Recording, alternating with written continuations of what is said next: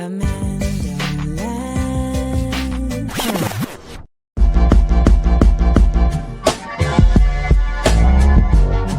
We up. Hello.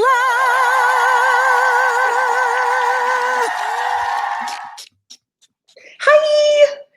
Good morning. Wagwan. It's a sunny day in the Crescent City. It is. It's a sunny day in the Crescent City.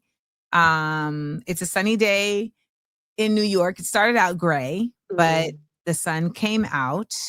Any thoughts?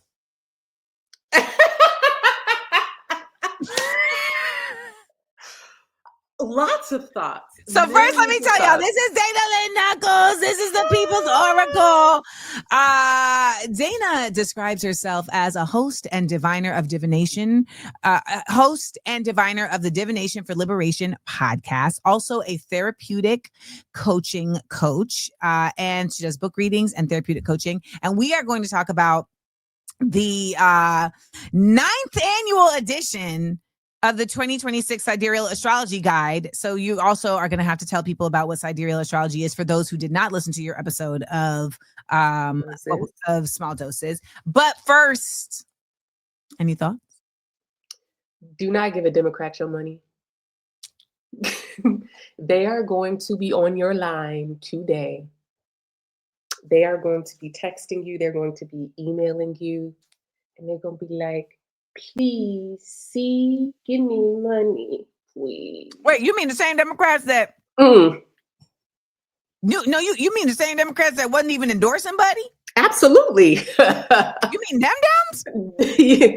Listen, this is all so lovely to me because our paths crossed, right? Because of a post that I made talking about how basically the Democrats are controlled opposition, right? They function to take all of our revolutionary sentiment, our radical disposition, our excitement for change, and they siphon it like vampires and transform it into fundraising requests. And then you give them your money and you're like, wow, look at me.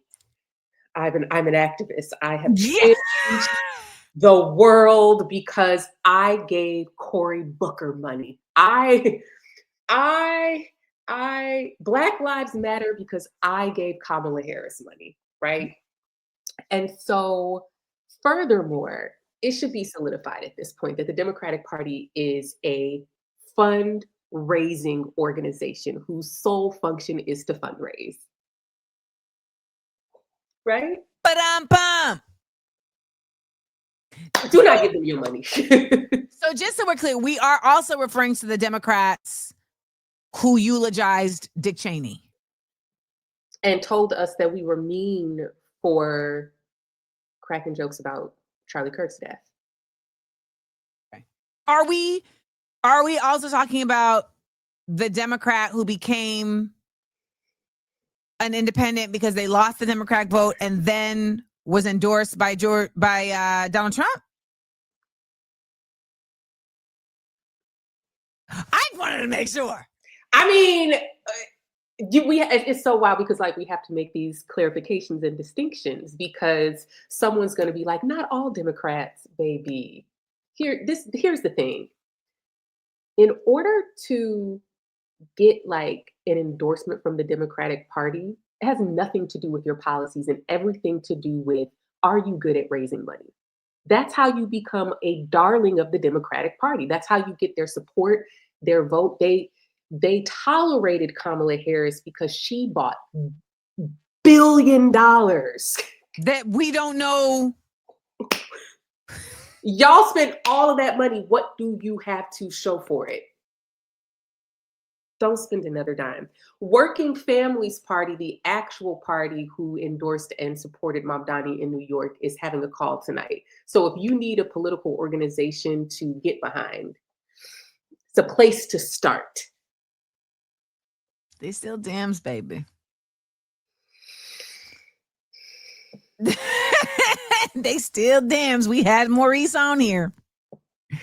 We had him on here.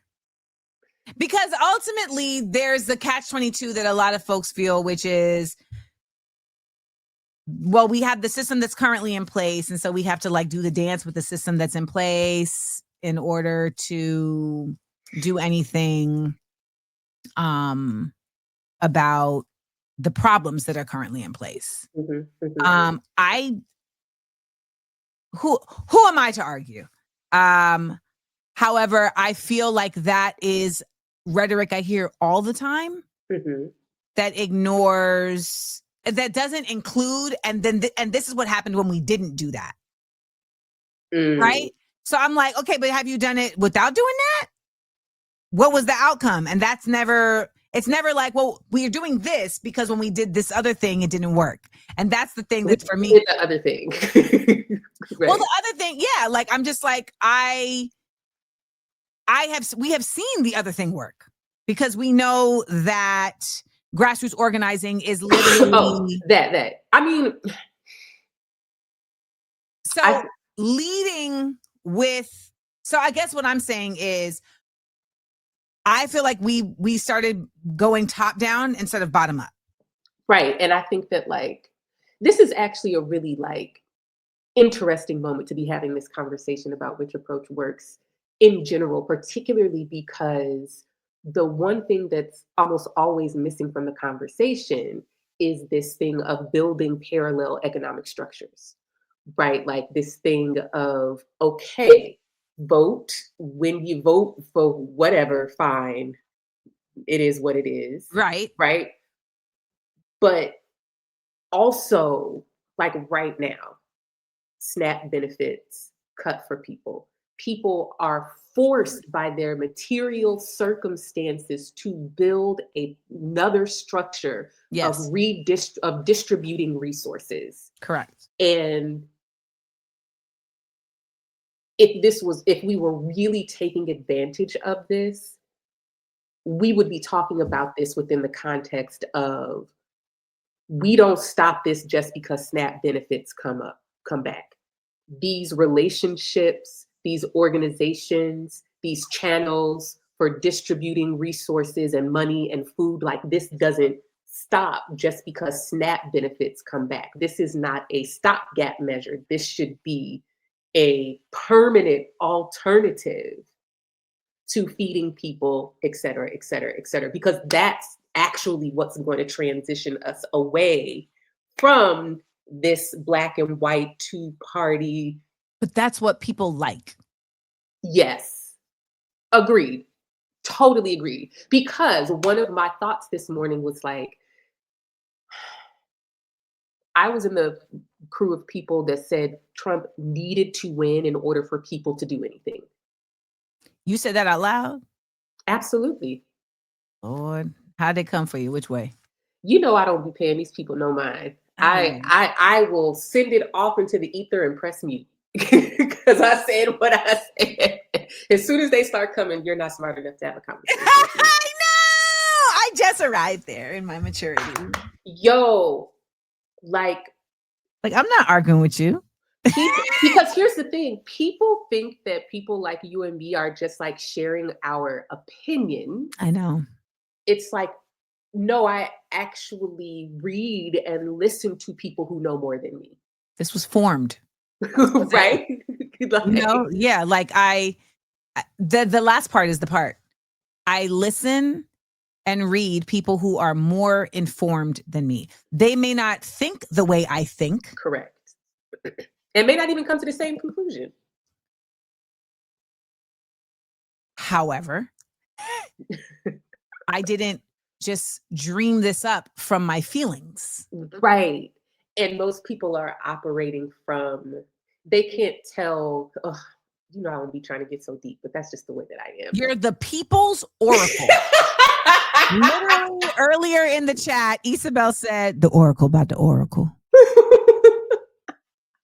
Like, people cannot tell the difference between their indoctrination and their opinion and fact. So I said this earlier in the show. They don't even know. Yeah, they don't even know. I feel like at this point, the work ends up being, for me, because everyone has their roles, I'm just trying to get people to even realize your thoughts aren't your own. What you perceive to be logic is actually propaganda and indoctrination. And that's not a conspiracy theory. It's not an opinion. It's not. And it's not a statement about your intellect. Like, you're not stupid. Correct. Yes. You're not stupid because you've been indoctrinated. No. I was indoctrinated. You're a tax-paying American. You went to school in the United States. You were fed on mainstream news media, right? Your textbooks were written by. Girl, I'm in those textbooks. I used to be a textbook model. Wow. I'm physically in the books. Damn. Teach on it, preach on it then. McGraw-Hill? Yes. McGraw-Hill is Ghislaine Maxwell's dad or something like that. That's the books that we were reading, and I'm in them books with the goggles on and a beaker. You're in the science textbook. Girl, I'm in another one with a stack of books. Like, let me tell you something. This is totally unrelated. Why my daddy called me the other day, and he was like, "Yeah, so I went on Instagram the other day, and I saw you on the Instagram with somebody named Amanda Seales." I was like, "Oh, yeah." So he was like, "Yeah, I went and read about her. She's been into a lot of different things." He's like, "I think I'm gonna go see her at her bookshop because I'm from Chicago." He's like, "I'm gonna go see her at the bookshop." Okay, just sit with me for a minute. And so my dad was like, "Well, I can't find where is it?" I couldn't find. I said, I went to the website and I said, "Oh, it's at Burst Books, I think, on 119th or East 119 East Michigan." And my dad said, "Oh shoot! Oh, you pulled that up." I'm like, "Where did you go?" He said, "Yeah, Southside Hood." You go into the hood. And I said, "This must be some Black-owned community book center. Is that right?" That is correct. Okay, very good. Because my dad was concerned for you. He was concerned for you. I'm with Brother Amir. I told my dad, I said, "Amanda's down for the people." Like I was like, "She in it, Dad." He was like, "Oh, okay. Well, I'm gonna bring her some donuts." To the point where when I be in the hood, I feel like the hood, because I've been in the hood, and the hood be like, "What up? Look at you in the hood." Like there's you always have to keep your head on swivel, but for what it's worth, anytime I've been in the hood be like, "Y'all, look who here, y'all. Take care of her." Right. And I used to live in the hood in Harlem. I remember when I moved to the hood and Joel Santana's brother, because Joel's lived a block away, and his brother had to go and tell the block, "Everybody chill out. She's safe. Leave her alone." And but shout out to Pops. I'm literally with like Chicago's own, like FOI. Okay. Enough said. Enough said. I'm good. Enough said. Enough said. Yeah. I'll tell my dad, and he will be so pleased. Please tell Pop. Is he gonna come, or is it too hard for your dad? I think so. No. Sometimes it's like, I done made it out of there. Nope. My dad lives on 63rd Street. Like, he's good. What does that mean? I don't know, because I don't know Chicago. Those who are watching will know. Okay. All right, so y'all. We're fine. It's like the Detroit version of the East Side, I'm assuming, where something all like you that. Do is say that, and people are like, understood. A little bit more gentrified, but okay. But understood. Yeah, he's I will also be in New Orleans, so I'll send you the date for when I missed that. I haven't put it out yet. I haven't put it out. Hopefully I'll be here because I'm traveling December. When is it gonna be? I'm not gonna be here. Disrespectful. Why didn't you cross-reference with my calendar first? Someone earlier was like, "Can you move your event in DC to this other venue?" Please. They're like, "That venue is controversial." What ain't at this point? Yo, that's for me, it's like, are you not Zionist? Right. Do you support the community? Right. If we can knock those two boxes out, I'm good. There's no sexual harassment charges here. Right. That was going to be the last one. Like, if nobody was raped or anything like that, then okay. No, because this is another post that I put out. I just be dropping the zingers and walking away. I was like, we look at people who we perceive to have celebrity influence, attention, including politicians. We treat them like they are our political mascots. Speak. In that, because we have been so systematically disempowered from our personal actions having any change politically and materially. Yep. Keep going. We perceive our only power to be these other people. And so they become like little puppets that we want to act out our politics and morals for us. Yes. Yes. Yes. Right? Keep going. The real issue is why? Right? Like, why do you need someone else to act out your politics for you? And this is not accountability. That's not what accountability is. I did a post. I did a live yesterday at 2:00 where I talked about a number of things. I talked about, I asked people, okay, if Mamdani wins, what is... Ooh, come on with it. Go ahead. I said, if he wins, what do you change about you? And I'll talk about this later in the show on my public sales announcement, but ultimately, that's the question I have for folks, because a lot of times people, when they get the elected official in place that they really like, they feel like that's the end of the job, right? They're going back to brunch. Yes. And I said, then you treat them like a savior. And I talked about a number of other topics, but the bots, because, the Dems come for me, right? Like they send out their bot army. And so the bot army was out there today in that post, under that post, saying things. And you can tell when they're bots and who's not bots. I'm getting better at this. And you have people that are like, he's not a savior. He's not a savior. He's not a savior. He's not a savior. And I'm like, whatever. Like, you guys, this is bots. But then I had somebody say, to see someone whose opinion I respect so highly and who typically is on the right side of topics, actively misspell Mamdani's name in the caption. Oh, you gotta be. Let me tell you what the misspelling was. Mamadani. So it didn't occur to you that it could be a typo. Actively is a strong word. Because you spelled it wrong on purpose. Because you're disrespectful and you don't have any respect for the man. Yo, that type of stuff right there, But I made a video and then I said, you know what? Nah, tuck it. I made a video this morning, y'all, that I had to tuck. See, that's the thing y'all don't know. I'm so glad for you. That's growth. I'd be making a video and I'd be like, you know what? Never mind. I got plenty of those in my phone. I'm like, let me just get this off. Yes. Let me just get this off. And we keep it moving. Listen, we talk way more than you see us talk. Honestly though, Fatima, that's the energy that was giving me, that I was being Islamophobic.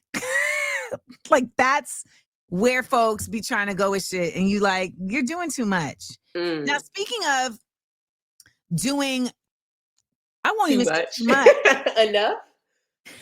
Talk to us about sidereal versus, don't tell me, tropical astrology. We did an entire episode of this on Small Doses, so you can hear the in-depth, but I feel like it's necessary to contextualize because you have a new ninth annual. By the way, ninth annual is, I'm impressed. Nope, that's not what I want to show. Hold on. What? Hello. Sorry. Give me a second. Take your time, Saints. Here it is. We have a new 9th annual 2026 sidereal astrology guide. Why? What is the guidance that we are being given? Okay, the first thing that you need to know about me is that all of this political stuff that you hear me talking, all these lovely books back here that I dive into on a regular occasion, this is not separate from astrology for me.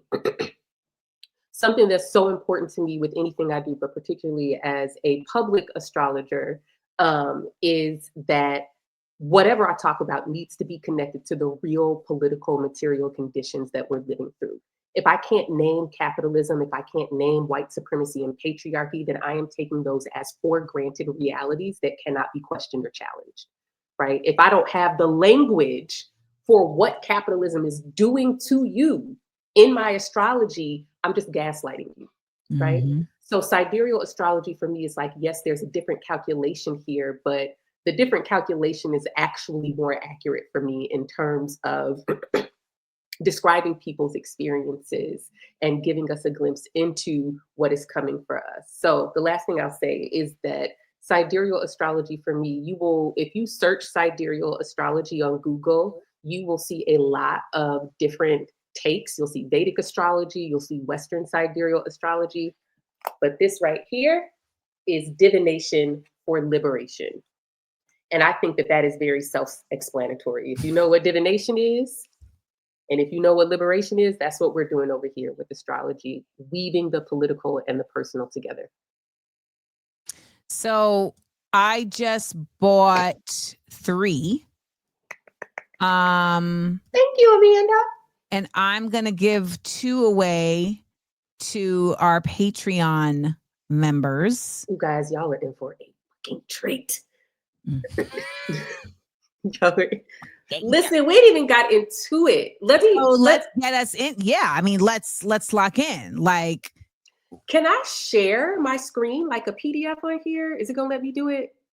oh no, I've never had anyone It ask says that. present here. Let me see what happens if I press that. Slides and PDF from your computer. We currently support Google Slides, PowerPoint, and PDF. Okay, upload file. Oh, they might be letting me do it.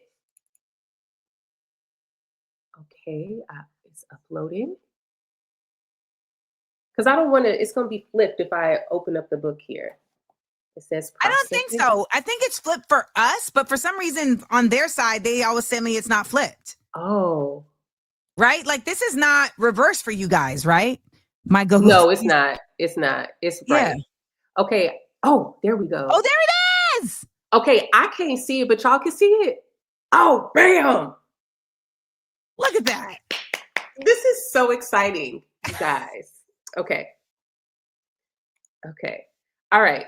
So here we go. Are you turning pages? Wait, are you able to control it? Yeah. Oh my God. Good. I'm going to eat my applesauce. Okay. So this is what's in the guide. You're going to start here. One thing to know about me, nothing in this guide is for purely aesthetic purposes. Nothing in this guide is haphazard. Everything is meticulously intentional.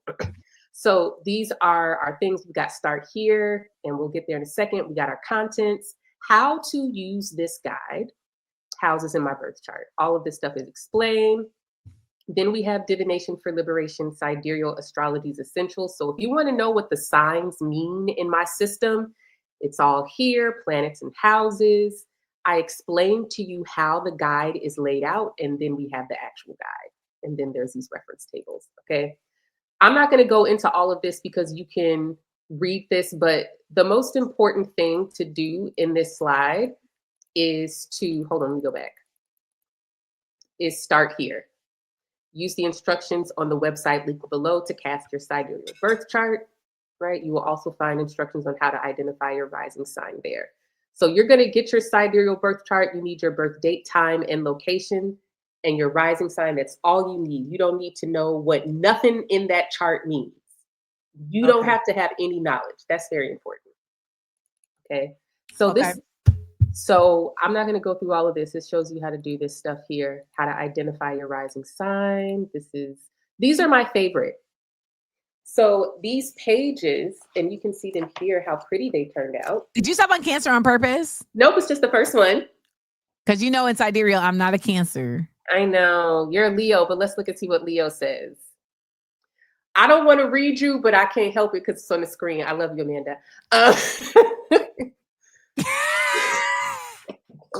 Here goes something. Here goes, guys. Leo, this is actually your rising sign. Your rising sign is sidereal Leo. So your rising sign rising is Virgo in tropical. It's Leo in sidereal. So I have a what's it called? Stellium? I have a stellium? No, I think that you have just your rising sign in Leo, and you have Jupiter. Are you 82 or 81? 81. Yeah, I think you have Jupiter and Saturn in Virgo. I think I have your chart saved in here. Let me look. I'm on my laptop over here. Let me look and see. Wow, you're just gonna do that while I'm here? Great, thanks. Because I'm curious in sidereal. I thought that in sidereal, my sun and moon were both Cancer. I mean, we're both Leo. No, it goes backwards through the zodiac. So I'm Gemini? Yes, remember? Look, hold on. Let's get to Gemini. We're going to start with Leo. Leo is the projector. So the ideal is like, this is the thing that's driving me out in the world. To be seen and known as you see and know yourself. Like, I mean, obviously. Literally. Literally. Keeps me up at right? night. And we're just going to skip past this other stuff. Let's get to Gemini because it's cute too. So this is Gemini. Gemini is the verbalizer.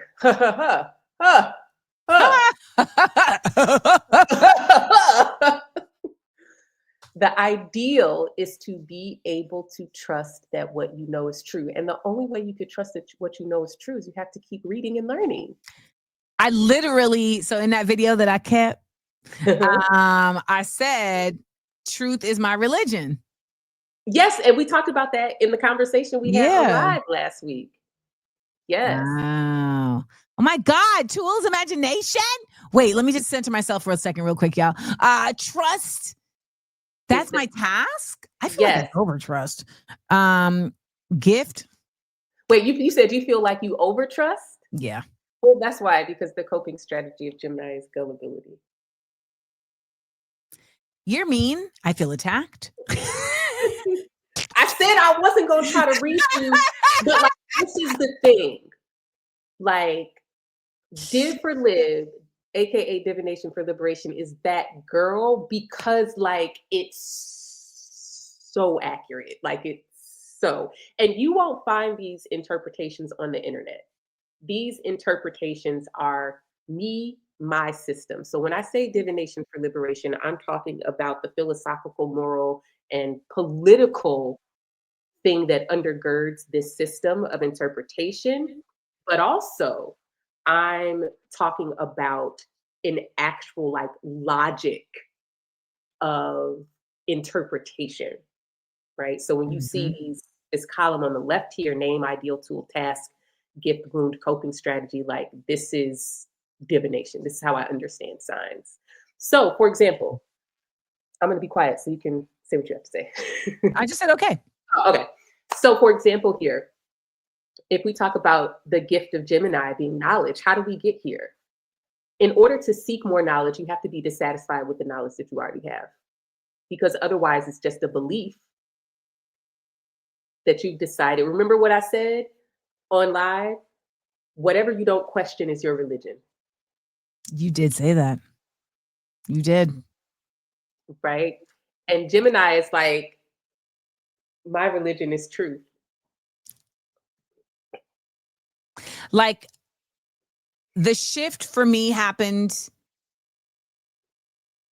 Palestine, October 7th was big, but the trajectory in that direction began when I flew one night to Atlanta And on the flight, I watched one of those masterclass shows, and it had all these different Black scholars and intellectuals doing these like bite-size Like videos lecture? about, like bite-sized lectures about different topics in Black history. So the civil rights movement, Anita Hill trial, the Anita Hill's hearings, Reconstruction, etc. And I left that plane different because I realized that I had massive holes in my scholarship. Mm. And it began me on a very direct trajectory that I'm still very much on to fill those holes. Like, I can't stop now.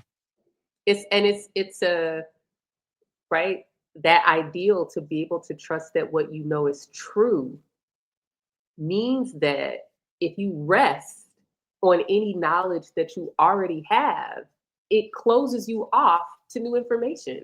So there's a balance here, right? That, like, of course, you can't be too open to new information because on a personal level, it leads you to one, distrusting your own experience, Mm-hmm.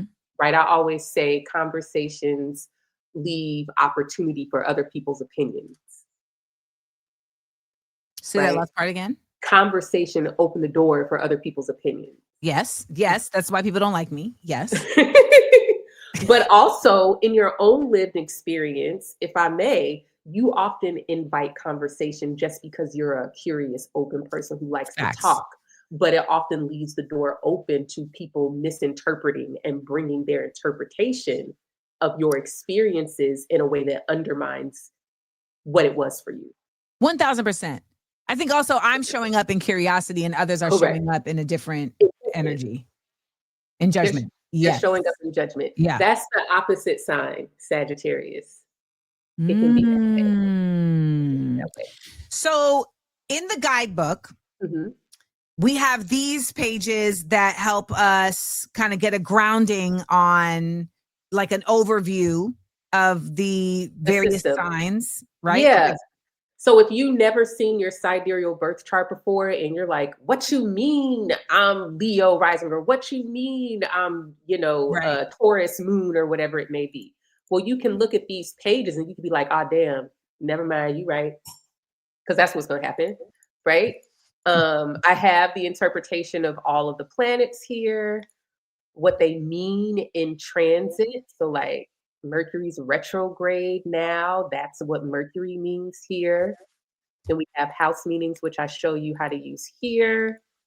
These are all the parts of the guide. So let's not even read these tables. Let's get to the nitty gritty. So I can't see let me see if it'll let me do it. Yeah, it won't let me show 2 pages up. So this is the calendar.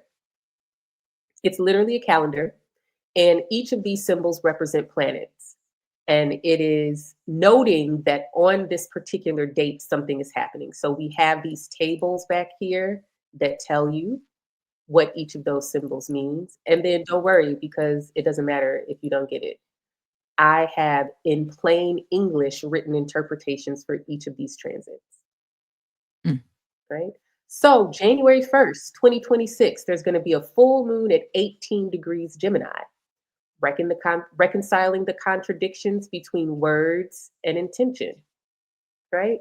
So I show you how to fill in this blank with the relevant meanings for you, but you can also use this as a journal of reflection. What does this mean for you at this time? And I do this for everything that's in this calendar. Then we have questions. So this is a personal horoscope workbook. It's a journal, and it is a calendar, and it walks you through the personal application of 1 year of astrology. And you don't need to know jack, because I know everything about astrology, and so I'm telling you here, right? So this is the last part. We've got just a quick little summary, and then we have these questions.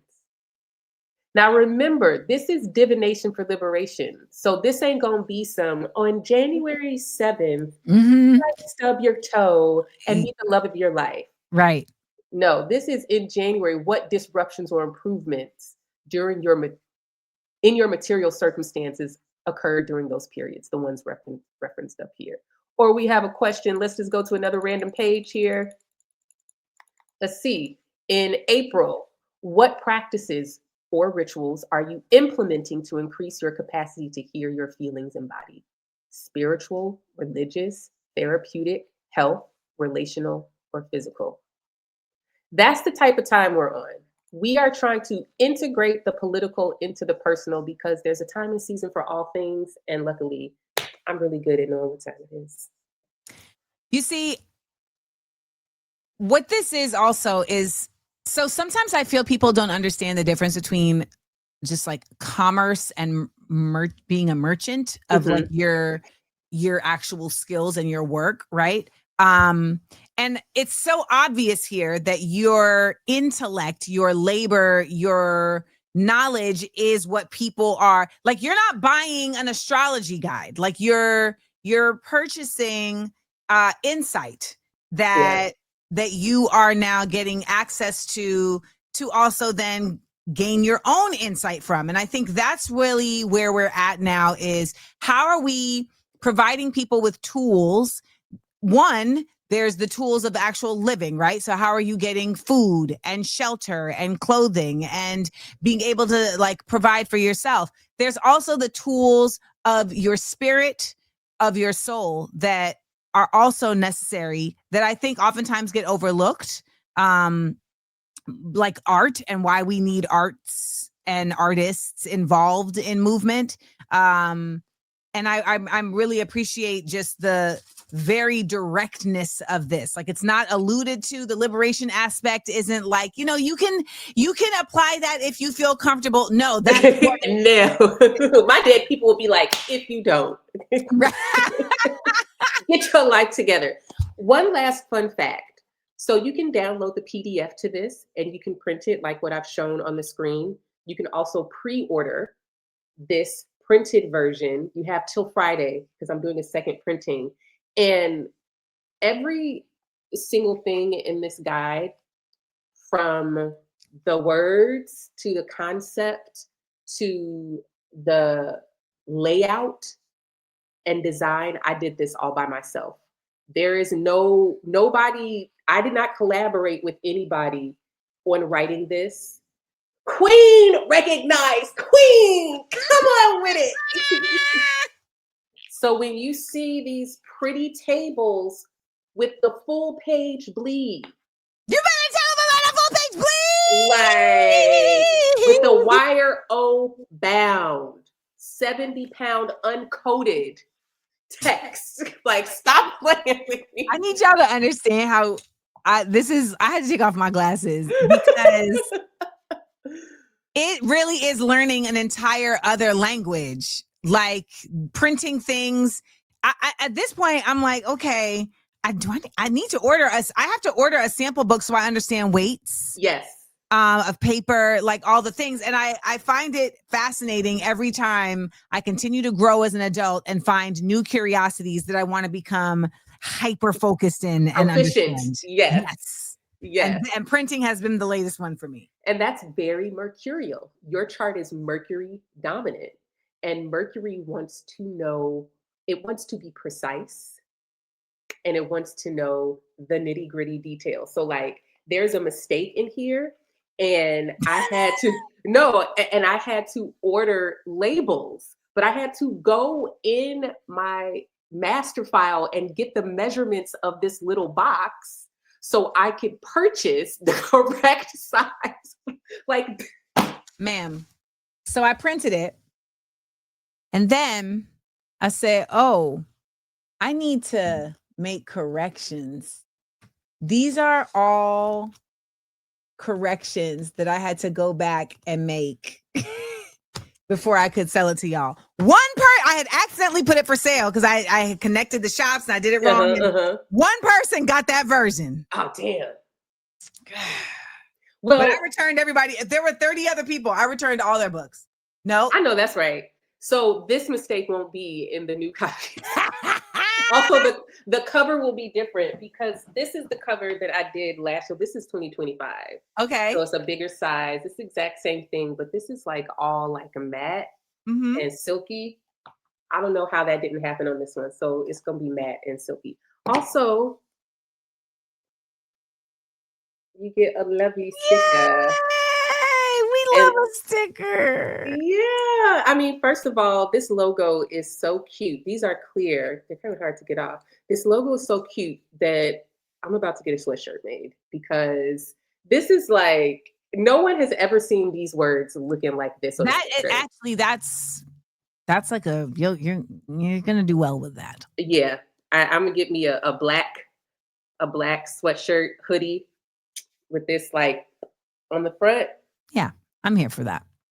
Same. I used to be against it, but it's like, you know what? Against Like, what? like selling people shit all the time. Like Beyonce selling something else again today. Like, lady, read the room. Like, what are you, a Here's the thing. retail brand now? I was gonna say, I think it's different. Like, I sell things because that's how I live. Right. Like, I'm not selling y'all things just to do it. I'm selling y'all things that's how I support myself. Right. Like, ain't no house over my head if I don't like So, this pays a few months rent, okay? yeah, like that's a real thing. And I've had to, in my disengaging from capitalism, I've had to ask myself, those questions like how are you doing this different than you would have before, right? Like what? And I think for so many of us, it becomes a question of, am I doing this with purpose or am I doing this just because I can? Right. Right. I think intention matters. And I think that like how I feel about it is that like my politics are my politics. My work is my work. There's intention and spirit that all goes into it. However, this is still capitalism. And I'm not a martyr. Like I'm not gonna starve. I'm not gonna hoard. Well, it's not even valuable to starve. You know what I mean? Like it's not even valuable to starve. Right. Which I feel like people on the left be like, and I find this no shade, but this is just my work. I find this very commonly with Gen Z. They take so personally that everything that they do needs to be changing the world. And it's like, I can't wait for them folks born in 99 and 2000 to have their Saturn return because I need you guys to relax. Like, well, here's the thing. I'm going to kind of disagree here. Hit me. I think it's just that there isn't a refinement of their rage. So it becomes that you like possess this thing, but you don't know where to put it. Mm-hmm. And we're in a time right now where you have abilities to put everything everywhere. Yeah. All the gosh darn time. And so I think that what's going to happen on the other side of that Saturn return is a refining of that. Like it's difficult when you are, it's like when you sober in a room of drunk people, you're like, I see what you're trying to say, but right. You're not there right now because you're not there yet. That's what it feels like as an elder a lot of times in talking to folks who I'm like, I see your heart. I see why you want everything to be just. Yes. However, here's a great example. Okay. So there's a organization called, I think, Climate Defiance. Okay. And one of the guys is a young white guy. I think he might be Jewish. And he was able to get into a room with Wes Moore, who is the governor of Maryland. Mayor of Maryland. Yeah. Oh, governor of Maryland. Governor of Maryland. Yeah. He's the only Black governor. And so this is a private, like, hotel room type, the type of thing where people pay just to be able to have a conversation. So I would say there may have been like 6 other people there. Like, that's how intimate it was. His distance from Westmore is no more than 2 feet. Okay. And so they have a video of him talking to Westmore, and he's like, "Oh, I met you at, this place, da da da da da." And Wes like, "Oh, I remember." And he was like, "And now you are a yellow belly." Like, he started coming at him. The sow. Right. And so then immediately the security like took him out, and that was the end of it. And so I had said in the comments, I feel like this was a missed opportunity, because like, you got to the fire before you got him to flame himself. And so many people in the comments were like, "You don't understand, you're a lib," etc. And what I was trying to say was, "I'm not a lib." They're like, "You old lady, like that, we're not right, you're out of touch." Yeah, like, we're not looking for conversation. But what I was saying about conversation was, I feel like there was an opportunity to get him on tape playing himself, if that was the goal. But it's so performative. That's my point. Like, that was a performance. It did not change anything other than to make other people. But that was the argument that they had back, that they were like, we embarrassed him. He feels some type of way. We have to shame them.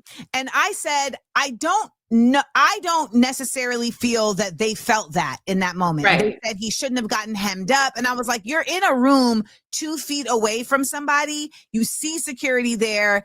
If you start insulting them, whoever they are, security absolutely needs to hem you up, because folks be doing all type of things these days. No, that's true. And so there was a difference, I feel, generationally, that was like, oh, like, this is not really, there's no argument really here, right? There's like approach. And that's fair. I have grown out of Gryffindor into Ravenclaw. I am not a I have grown out of brute courage into strategy. You just described, this is why I love Divination for Liberation, because you just described that exact generation that I'm talking about. They have Saturn in Aries, and Aries is all about force. It is all about, if it's not happening, it's because I didn't do it, and it is my responsibility to make it happen. And if I can't do it, it's because I'm not strong enough, I'm not loud enough, right? And the opposite of that is Libra, which is literally strategy. So when they have those born in 99, 98, 99, 2000, when they have their Saturn return in 2028, something like that, whatever, that's what's going to be at play. And I really think that, like, right now, like, we literally are in a similar astrological point, like what we just saw with Mom Donnie now. Like, I think by the time we get to 2028, that's going to be much bigger and more expanded. And I think so.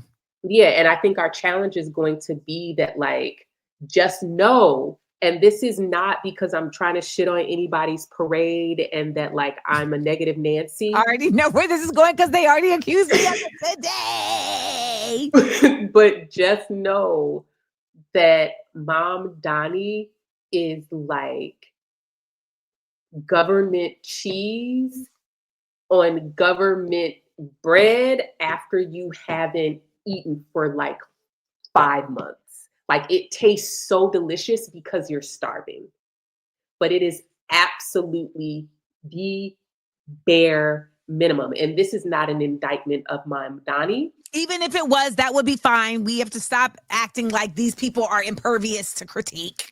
Well, I just mean that reading the bigger picture of this moment, he wins because that's where he is, right? Like, if he really asked for what the right thing is, like, dissolve private utility companies. Yes. Right? Like, because that's what we need to be on. Like, fuck trying to get these people to charge us less money. No. Exactly. Dissolve it. And make it publicly owned. Right? Like, if he asked for that, we don't get a Mom Donnie. Right? He's He's lightweight, beginner, remedial socialism. And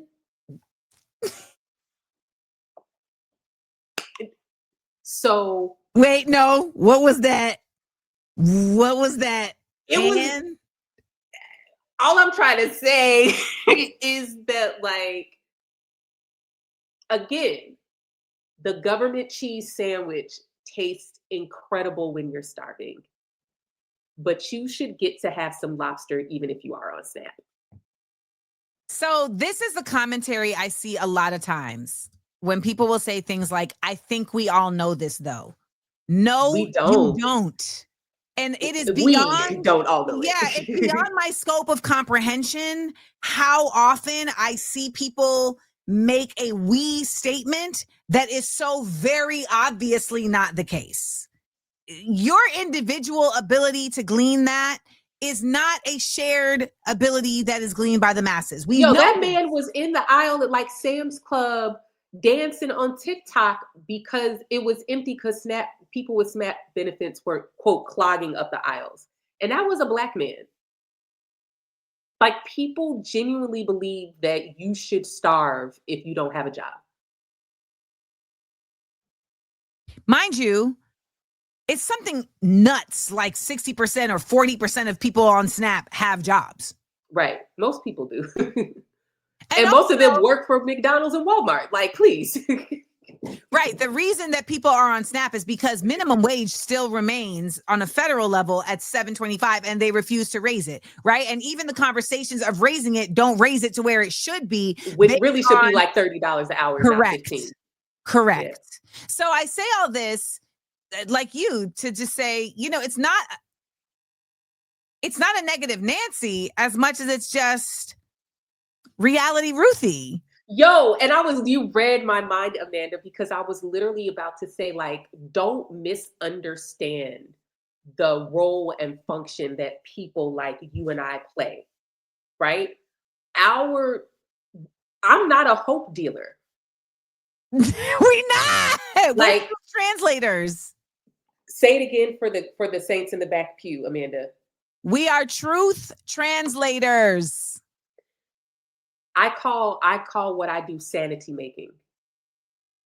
Because literally, you're having an experience that you don't have the language for, and you don't have the language for that on purpose. You're using the language that is accessible to you, even though it doesn't fully describe. So when I say to, like, you know, people who have sidereal Scorpio, like, you've been alienated, right? Like, you're tokenized because you're Black. They're like, yeah, that's in my chart. Absolutely. Absolutely, it's in your chart. And this is how you're going to make money, XYZ, right? Because these are the real material conditions that we're living in. I know that I can say certain things because I look like this. Period. I can say things that make people upset because I look like this. Like, please. Like, I get it. Because I know, like, no, like, this is real talk. I know that if I had on some more pounds and my skin was darker, people would have all types of names for me, saying the exact same sequence of words. I think because I'm light skinned. And it's the same, exactly. They like, no. I'm like, but I'm saying the same thing that Dayna's saying. And they're like, nope. Yo, and like, I'll be sitting there watching your videos and I'll be like, damn, why are they talking to her like that? Like, I literally just said the same thing. Like, to the point that you gotta put my face on your page, literally saying not only the exact same thing, but in the same cadence you would say it. Tonality, everything. In the same tone and inflection you would say in the camera. I'm loud and they're just like, right. And I'm just like, you guys are racist. Like, you guys are anti-Black. I mean, it's really just, I mean, it's white supremacy, right? Like, to some people, I look like a white woman trying to tell them what to do. You know, I look like privilege trying to tell them what to do. That's how it gets They're received. like, Amanda, just go enjoy being light-skinned. That's people have told me that, literally. Like, that's insane. And I'm like, I don't even want to be light-skinned. Like, this is just how I showed up. And Black people come in all shades. Like, I need everybody to stop playing that, like, but you know, anti-Blackness is a core tenet of surviving this society. Like, you cannot survive this society unless you are anti-Black. You can't. Absolutely. But we're surviving. Because even if it's just a little bit, it's in the same way that you can't survive capitalism without selling your labor. I'm not anti-Black. I'm anti-dumb stuff.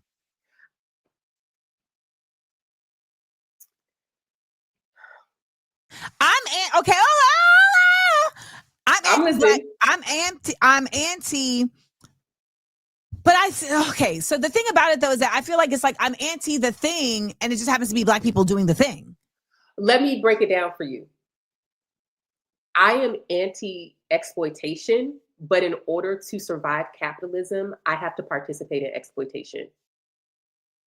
My personal politic, the ideal that I hold for myself, embraces and celebrates and joys in Blackness. But to survive this anti-Black society, I have to participate in anti-Blackness. Explain. How are you anti-Black? Because capitalism is anti-Black. Okay, well, that's simple. I think white supremacy is anti-Black. So it's not my personal politic. There's also a flip about that though, because the anti-Blackness ends up in many cases requiring a centering of Blackness that is being ignored. And so by you even having to center the Blackness in spaces where it's like, why do we even have to do this? Why does this have to be the central subject of the conversation? You're still participating because it's what it is, right? Like to not be. Someone said you anti bro. Some Polo travel solo. Sound like Andy, bro. That was no real talk. But the reason why I frame it that way is not as some kind of gotcha, but to understand what the stakes are and to articulate that like these systems are all consuming to the point that to survive it requires your participation. So there's a venue that I'm talking to about doing a book reading app. And they were like, so what do you have for the cost? What do you want to do for the split, et cetera, et cetera. And I was like, so I don't have a job. Like I don't have a job. So I'm in your job. This is the job. So I was like, in order for me to continue this growth space outside of the traditional channels of capitalism and channels of capitalism, like I need a little bit of help. And they made the decision to say, so then we're going to handle this differently based on understanding that if we don't think that way, we continue to perpetuate the same system that we are claiming that we want to disrupt or that we want to destabilize. Like if we're not using the capitalism to undermine it, what are we doing? Like that's that's really, to me, at the end of the day, what it boils down to. And we're trying to figure this out. It's you're building a plane while flying it. Unless they come and disrupt, unless the aliens come and, which they might, because there's a thing that's out there right now that they don't know. I heard about that. I feel like every time the shit start getting good and crazy around here, they be like, "Ooh, the aliens coming." I mean, yes, but I also think the aliens do be coming because shit got. Well, also the aliens are already here. They're very much here. Don't let me go down this road. I'm not, and that's why I'm just letting it go. I'm letting it go. I'll go down this road. Oh. Don't let me go down this road. I will run down this road. I will put my backpack on. I will bring with myself some snacks so I could stay on that road. You know how you'd be like, truth is my religion, and I know our time is running up, but you know how you'd be like, truth is my religion? I feel the same way, and I feel like it doesn't matter whose mouth it comes out of. Like, that's the difference between me and a lot of people. Like, it matters to me. It matters to me. I will hear what some, quote, problematic people have to say. I don't have to uplift their voice. I don't have to lend them any credibility. But like, for example, no. Nope. Nope. Do that on your channel. And I will. Join me at the Divination for Liberation podcast every new and full moon. Get you the 9th annual edition. Amanda said, she snatched that mic from in front of my face so fast. She was like, and we won't. Nope. Y'all, you know what to do. Thank you for having me. Thank you. These, sometimes I don't think not sometimes, it's just the world we're in. We do not really acknowledge how important it is to just have conversation. Yep. Because people want to have all these, like, so what's the solution? I'm like, how are you arriving there? People used to just go sit at the community center every Thursday and have a meal because they was hungry, and then they having conversation, and that's how you get shit like, I can't even remember what the book is, but you know, where they're trying to flesh out, do we need a Vanguard party, or do we need... Thank you. Yes. It's casual. It's not, let's curate. You know, I'll be about to go somewhere. I'm not going. But you know what it is? And we had these two brothers on here from the from the Alliance of Boys and Men of Color.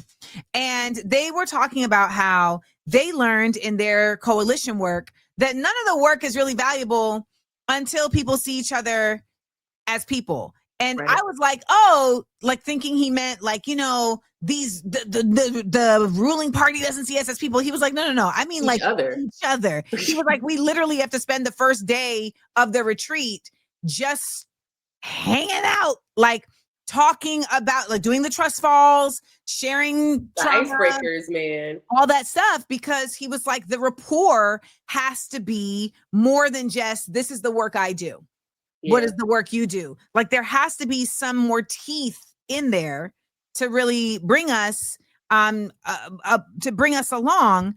And that brings us all the way around to trust. Like you can't, I don't, people be trying to build revolutions with folks that they don't even know who their real name is and picture on Instagram. And I'm just like, I can only go so far. Don't send me no voice notes if I don't know what you look like and I don't know your real name. Don't. Yeah, like, and I think that's like the trick of the internet, that it confuses you about who your neighbors are.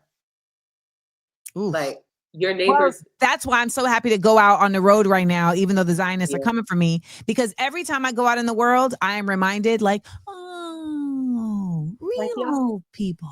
Right. Humans breathing, living. Nice. One time I got up to go to the bathroom on a flight and a woman stopped me, like literally like, and was like, I want to pray over. And the saints be aggressive with their prayer, but okay. I allowed it. I know that's right. I allowed it. You know, whenever I'm in the world, I feel like y'all be really making it your business to be like, hey, I love you. Yeah, the internet is not, I'm not going to say it's not real because it is real, but. No, it's a different kind of, well, you have bots, so it's a psyop. Right, like the things that people think is their opinion. Because people gravitate towards the loudest voice and the thing that most people are saying. So if most of the people that are saying it are bots. And the algorithm encourages that. Like you're not even having a real experience of information because something is driving things to you. Right. And I think that like in terms of surviving this era that we've entered of AI, of bots, of algorithms, like building in-person relationship, like you got to know people's name That's what I'm saying. You got to That's know. why we did the AmandaLand Summit. We did the AmandaLand Summit because people who are here in this chat every week were like, we need to see each other in person. Damn, I missed that. So I did an AmandaLand Summit here in New York. And, you know, I was so happy to see how happy folks were to just be able to like put face cards to people and be able to just sit and talk, not necessarily have to strategize and organize and, you know, but then at the same time, also be able to have those conversations and learn, you know, so those are not underrated. Those are underrated spaces. Yeah.